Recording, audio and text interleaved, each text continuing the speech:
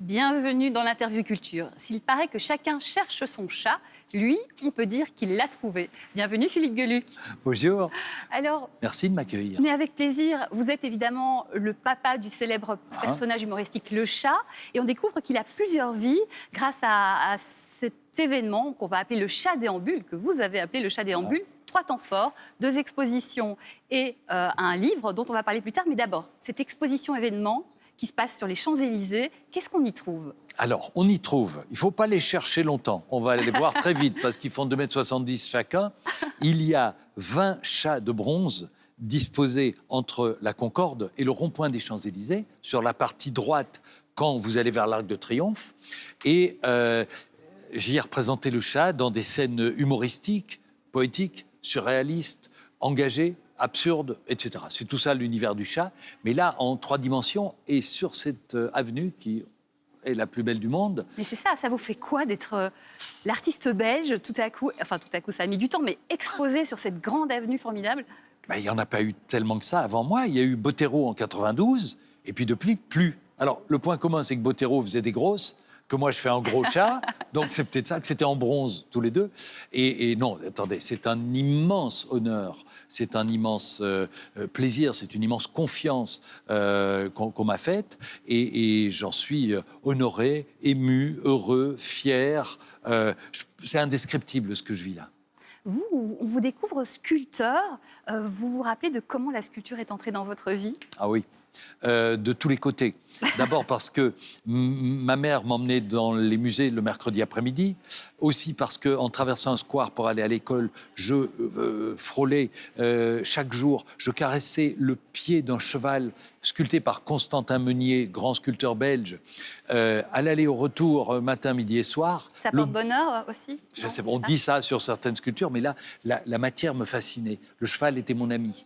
Et puis, il y a eu ça. Et puis, je me suis rendu compte, en plongeant dans mes souvenirs à l'occasion de l'album catalogue qu'on a préparé avec Jean-Claude Loiseau, que, en fait, dans mon travail de graphiste, j'ai très tôt inclus de la sculpture.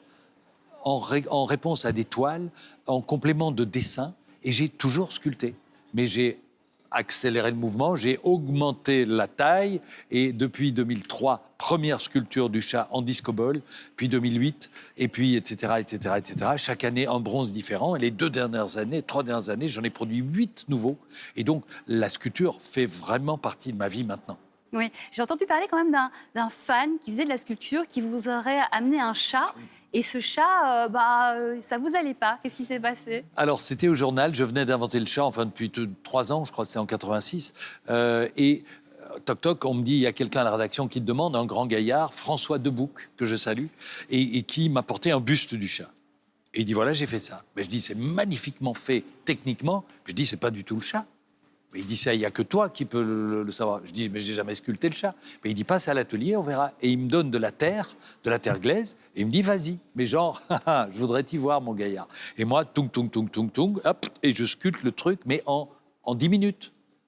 Et le mec, il est là, il dit, mais attends, tu es sculpteur ? Mais je dis, non, je ne me sentais pas sculpteur. Mais il dit, si, c'est pas une question, c'est une affirmation. Tu es sculpteur. Il dit, j'ai jamais vu quelqu'un sortir aussi vite un truc aussi juste, aussi terminé, aussi pro que ça.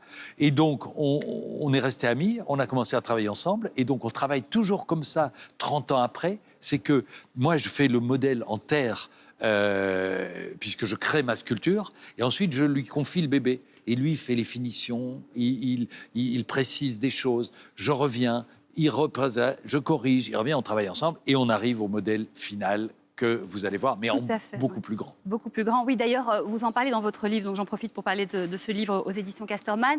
On voit tout le processus. Et ce qui m'a impressionnée, c'est qu'en fait, une gigantesque sculpture de plus de 2 mètres, ça commence par un petit travail sur du fil de fer.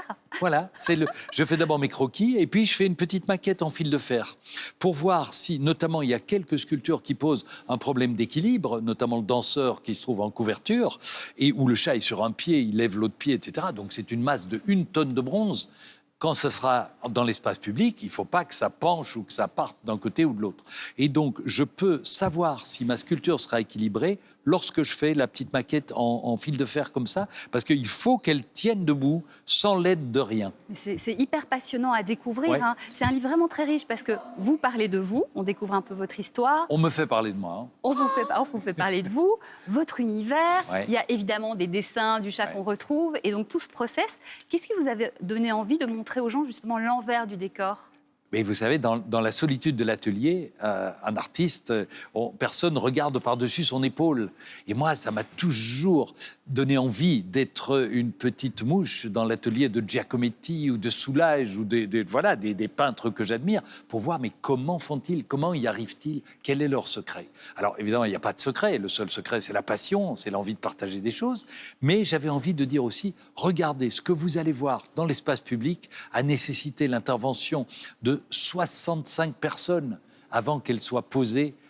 Je parle aussi des gens qui les ont posées. Oui, c'est mais donc, ça a été travail, un boulot de 2 années passionné pour beaucoup, beaucoup de monde. Et c'est un vrai travail d'équipe, au-delà de la création que j'ai faite au départ.